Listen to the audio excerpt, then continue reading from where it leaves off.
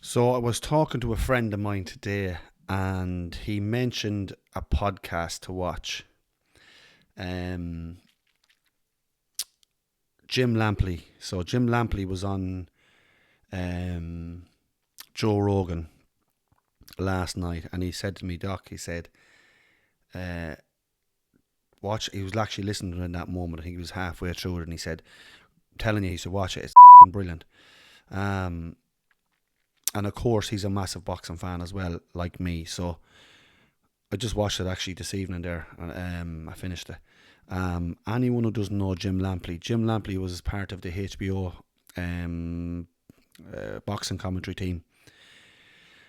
So when I first got into boxing, so when I was younger, like Dad was obviously a boxer, so he would have had videotapes of Muhammad Ali and Roberto Duran Duran and Ali is his favourite fighters ever.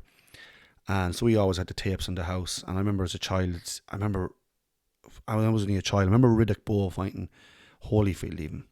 But when I really got into it to knuckle down and kind of watch it myself, it would have been the HBO team. They were obviously Sky Sports must have got the stream from HBO to watch for allow us to watch them in the UK and Ireland.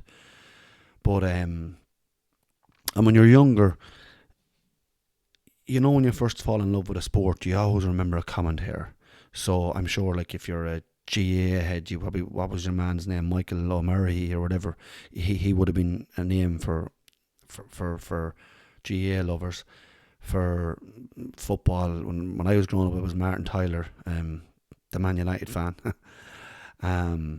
But you would always remember the commentators. And I always remember Lampley. That's when I first really started to fall in love with it.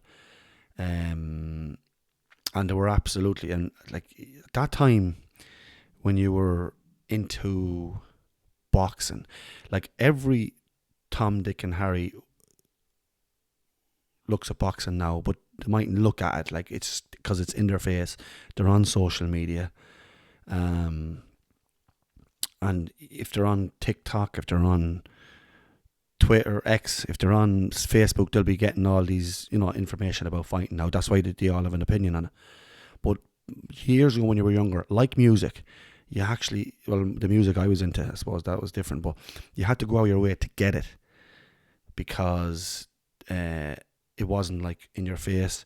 So at that time, obviously, in Ireland and the UK, they'd show the fights that any British fighter or Irish fighter was fighting. But you had to stay up till 3:30 in the morning if you wanted to watch the good old fighting in America. And I remember that's what I used to do.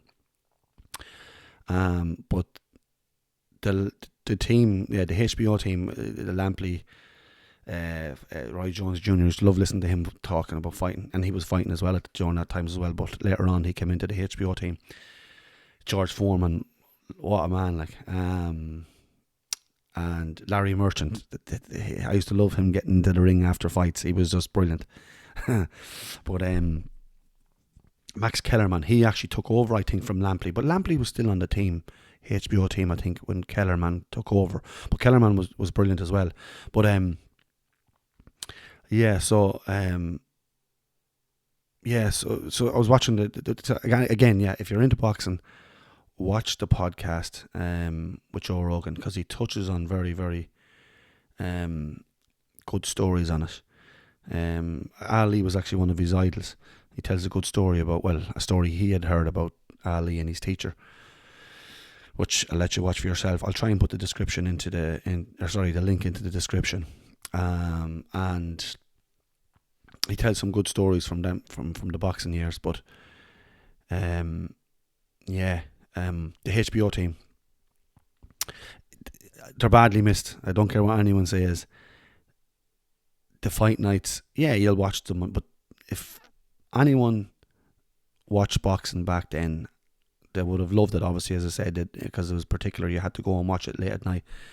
They would tell you all about the golden nights that they used to commentate on. Their Toragatti and Ward fights. Diego Corrales and Castillo.